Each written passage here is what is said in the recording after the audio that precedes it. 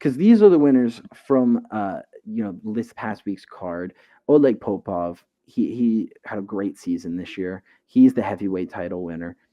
Last time there was a heavyweight title winner, it was guaranteed a Francis Ngannou matchup. That has not been promised here. He beat Romanov in a really tough fight. Romanov was coming on strong at the end of the fight, which I don't think anybody had on their bingo card.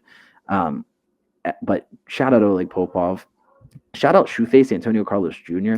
He also won a couple years back. He's had a resurgent year this year. Some really violent finishes, and he looked really, really good this past weekend or this past card, because I can't say weekend. It was a Thursday, but the big highlight that everybody saw was Fabian Edwards headshot bang.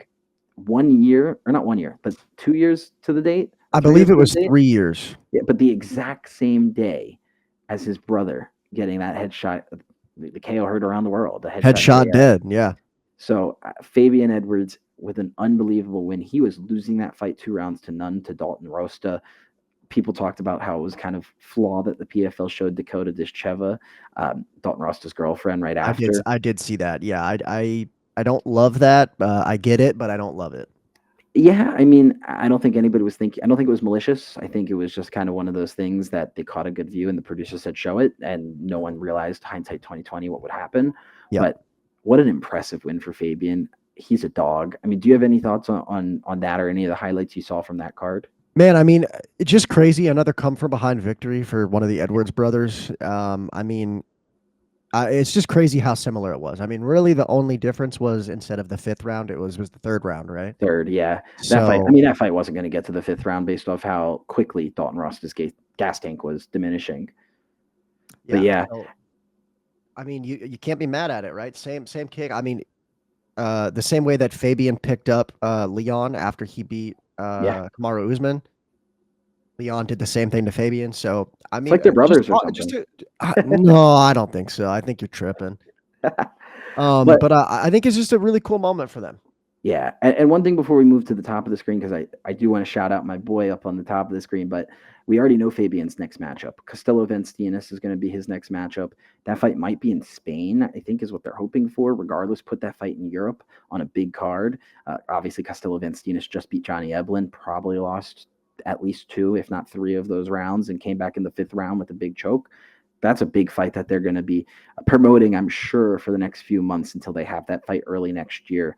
And again, put that in Europe, and that's going to be something that will have a lot of fans. So that's a fight I'm looking forward to in the PFL in the future. Fair enough. But we'll go quickly here because Movlid Khabulaev, he had a good season. Great championship winner, great wrestling. Everybody kind of knows his game plan. He had a great season. Same thing with Liz Carmouche. She's a veteran.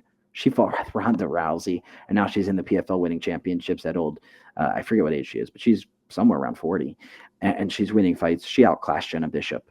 Avi Davis had a great season. He beat another Russian dude, and he was the underdog in his fight before that, the underdog in this fight. No one thought that he could do it. He put his fun style out there, showed the dog in him, and that's a guy that I think is going to put on some more fun fights in the PFL in the future.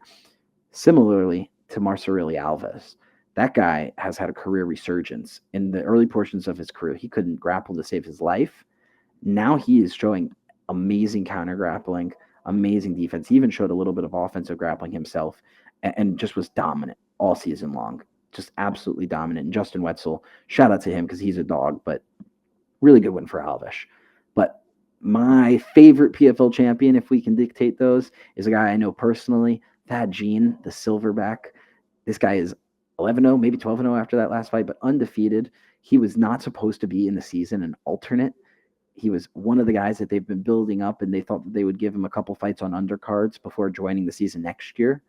But they needed a replacement. He came in, he got the win, knockout first round, came in and fought Jason Jackson, former Bellator champion, got the split decision win in a really tough fight, and then came out here against a really tough opponent, a wrestler which has been, if you could call it his kryptonite. He hasn't lost to it yet, but he's been taken down. He's been grappled with a little bit. The striking is definitely where he's unbelievably talented at, but he was able to get through the grappling, survive it, land big shots, and get a really strong 5-round unanimous decision win, something that has not been done yet in his PFL career. This guy's a stud. He's a star.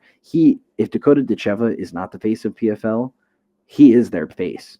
He is that guy, and he's going to make a lot of noise. He brings so many fans with him to every event. He is one of the most genuinely nice, kind people out there in the sport, and he works his butt off. I mean, this guy is a fighter to the max. And I was so happy to see him win that tournament. He deserved every last bit of attention that they're giving him, every last bit of marketing. This is a guy that if he went to the UFC, people are already talking about him getting title fights. He's young.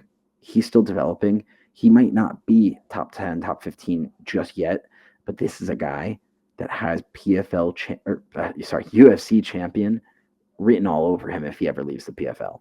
Sounds like we'll be seeing him in the UFC one day. Maybe. He's making a ton of money with the PFL. Yeah, so, I mean, it's hard to kiss that goodbye. But I could see at one point in his career, whether it's a crossover event or he is able to get out of his contract to test himself, because he is a competitor. He's a football player. I mean, he's a guy that's going to want to test himself. I think if he can go to the UFC, I think that would happen. And I think he'd do very well. He's so talented. Fair enough.